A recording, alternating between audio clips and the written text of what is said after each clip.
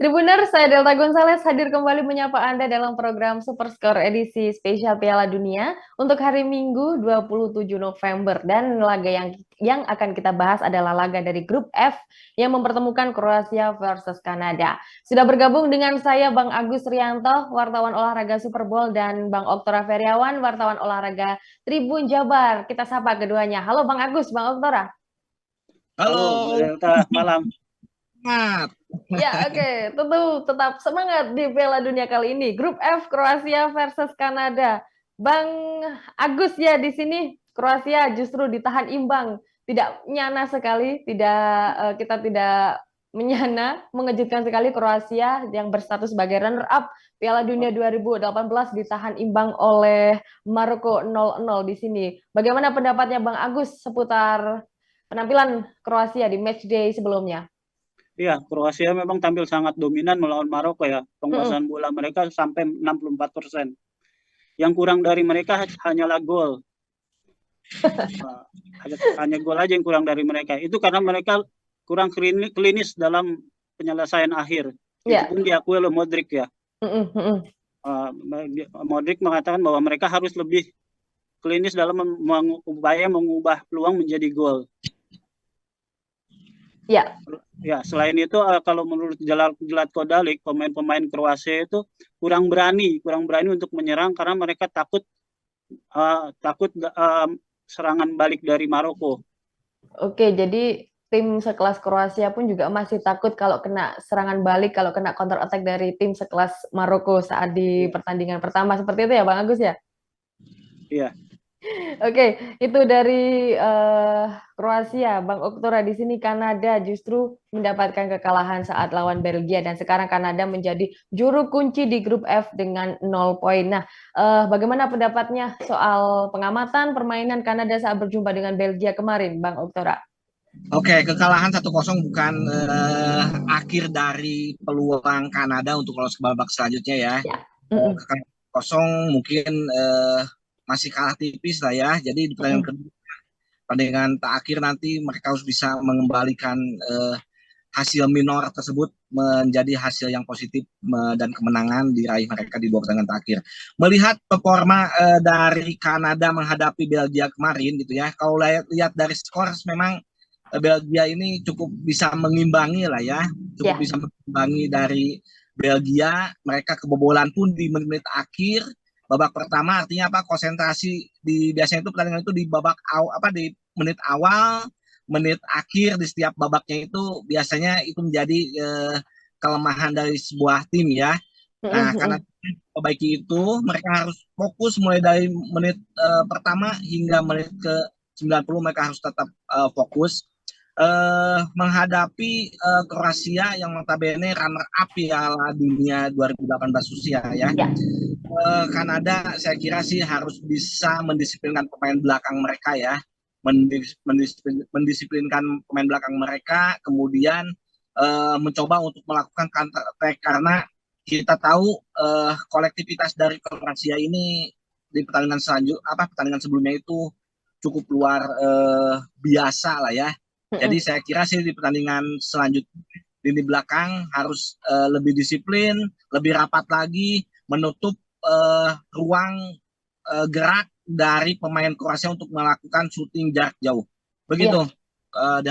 Ya, oke. Itu sekilas seputar permainan dari Kanada saat berjumpa dengan Belgia dan juga masih ada ujian ya untuk Kroasia karena match terakhirnya akan berjumpa dengan Belgia. Kita tidak tahu akan seperti apa hasil Kroasia melawan Kanada ini. Oke, ke Bang Agus Rianto. Saya mau mengingatkan lagi kalau Kroasia ditahan imbang oleh Maroko dengan skor 0-0 di sini. Berarti ada yang salah dong dengan lini depan dari Kroasia. Nah, kalau diamati ada nggak sih perubahan strategi yang akan dilakukan oleh Zlatko Dalic saat bertemu dengan Kanada nanti? Ya, kemungkinan besar Dalic akan mengubah pendekatan mereka terhadap pertandingan kali ini ya. Kalau mereka sebelumnya kurang berani melakukan serangan, bahkan waktu melawan Maroko, bahkan mereka hanya melepaskan 2 tembakan tepat sasaran ke gawang Maroko. Nah, melawan Kanada ini, saya kemungkinan besar Dalic akan menginstruksikan pemainnya untuk lebih berani keluar menyerang dan melepaskan tembakan-tembakan jarak jauh. Gitu Mbak Delta. Ya, oke. Dan tentunya juga di sini Kroasia berstatus sebagai finalis punya ambisi untuk bisa menang saat versus Kanada karena targetnya juga tidak mau menjadi runner up lagi atau bahkan justru harus jadi juara untuk Piala Dunia 2022 kali ini. Dan untuk Kanada, Bang Oktora sudah tentu akan sangat berambisi untuk meraih poin penuh saat bertemu dengan Kroasia ini. Nah, Kanada lawan tim sekelas Belgia aja hanya kebobolan 1 gol di sini. Nah, prediksinya saat ketemu dengan Kroasia kan seperti apa permainan dari Kanada ini? Oke, pelatih John Hedman kemungkinan akan tetap menerapkan formasi 4-3-3 ya, 4-3-3. Tapi saya kira sih di posisi gelandang dia akan menempatkan gelandang yang benar-benar bertipikal bertahan yang cukup kuat ya. Ya. Mereka masih akan mengandalkan dari pemain Bayern Munchen, Alphonso Davies yang untuk bisa melakukan counter attack dan bisa membuka peluang striker dari Kanada, Jonathan Davies untuk bisa mencetak gol gitu. Kemudian saya kira sih gelandang dari Kanada ini harus bisa mematikan trio gelandang dari Kroasia ya yang kemarin bermain cukup bagus, cukup solid lah 3 gelandang ini. Mereka harus bisa benar-benar menutup ruang shooting jarak jauh dari mereka. Kita tahu ya, Brozovic, kemudian Modric, Kovacic, itu ada pemain-pemain yang mempunyai shooting jarak jauh yang cukup baik lah. Ya. Jangan sampai ada buat mereka mencetak menendang bola dari luar kotak penalti. Begitu Data. Ya, tapi juga di sini Kanada berpotensi untuk bisa merepotkan meski kalah dari Belgia kemarin, performanya juga terbilang juga cukup bagus karena penguasaan bola juga hanya selisih tipis, selisih sedikit dari Belgia.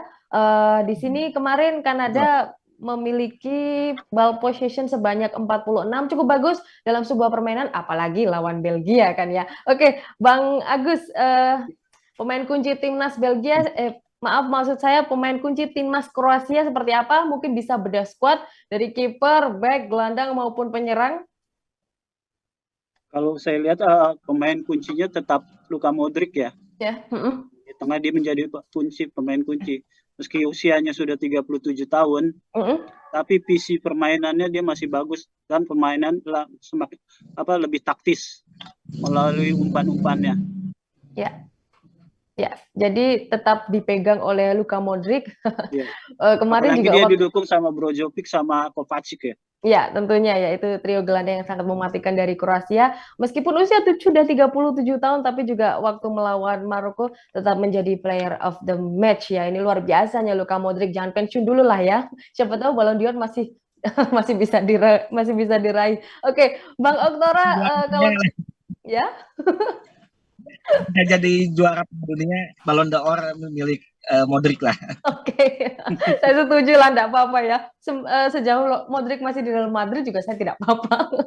Oke, Bang Oktora tadi nama-nama mentereng, nama-nama mewah memang ada di skuad Kroasia dan juga skuad Kroasia lebih banyak pemain-pemainnya yang bermain di Liga Top Eropa. Brozovic, Kovacic, sampai Modric, Perisic, dan ik-ik yang lain juga sungguh kualitas pemainnya lebih jauh dibanding dari pemain Kanada. Nah, lantas bagaimana ini pemain-pemain yang ada di Kanada, siapa yang akan menjadi pemain kunci? Apakah tetap dimiliki oleh Alphonso Davies atau bagaimana?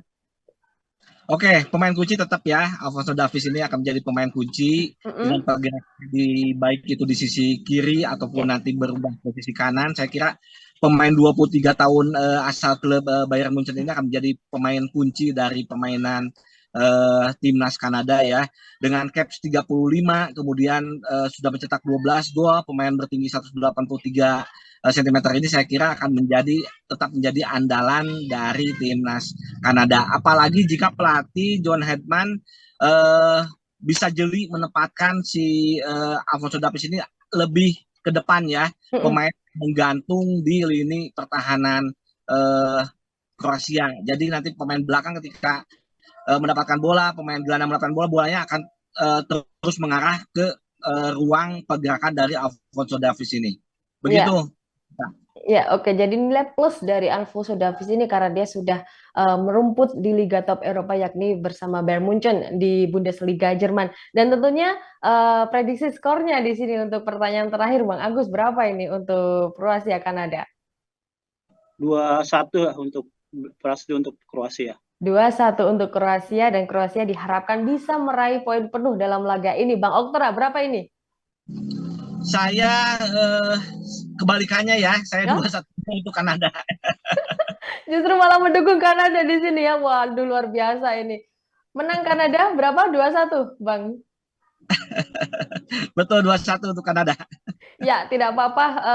Terserah mau siapa yang menang, siapa yang kalah. Asalkan jangan sampai berakhir dengan skor kacamata, jangan sampai berakhir dengan seri, karena ini match day kedua. Biasanya kalau match day kedua ini akan sangat menentukan bagaimana masa depan dari timnas itu sendiri di sebuah turnamen. Oke, karena sudah berkali-kali di Piala Dunia ini, Piala Dunia 2022 ini berkali-kali sebuah pertandingan berakhir dengan skor imbang. Kita tahu semalam nonton Belgia Ekuador berakhir dengan 1-1, Inggris Amerika Serikat juga berakhir dengan 1-1. Jangan sampai Kroasia Kanada juga berakhir imbang. Pokoknya harus ada gol di situ karena seperti judulnya sama-sama memburu gol perdana dan semoga tercetak di match kedua ini. Terima kasih Bang Agus Rianto dan juga Bang Oktora Feriawan sudah bergabung dengan saya di sini ya.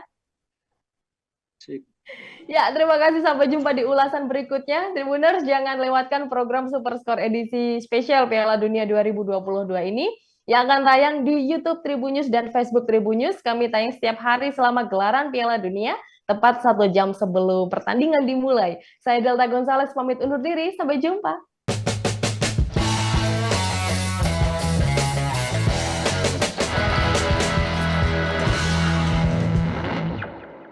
Terima kasih sudah nonton. Jangan lupa like, subscribe, dan share ya.